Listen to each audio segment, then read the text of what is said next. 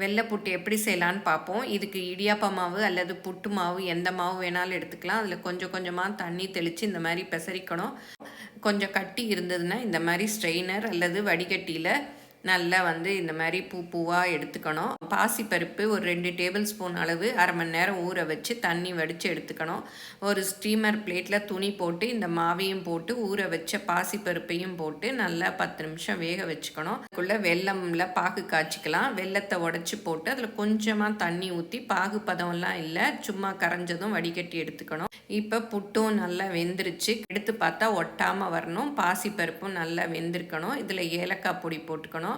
அப்புறம் நெய் ஊற்றி நல்லா சூடாக இருக்கிறச்சே போட்டுக்கணும். வெள்ளைப்பாகு கொஞ்சம் கொஞ்சமாக ஊற்றி மிக்ஸ் பண்ணிக்கணும். தேங்காயும் போட்டுக்கணும். போட்டு மொத்த வெள்ளைப்பாகையும் ஊற்றி நல்லா கையால் மிக்ஸ் பண்ணி விட்டணும். கட்டி இருந்தால் மிக்சியில் போட்டு உடச்சி எடுத்துக்கலாம். உதிரியாகவும் சாப்பிட்லாம், இந்த மாதிரி உருண்டைகளாக உருட்டியும் சாப்பிட்லாம்.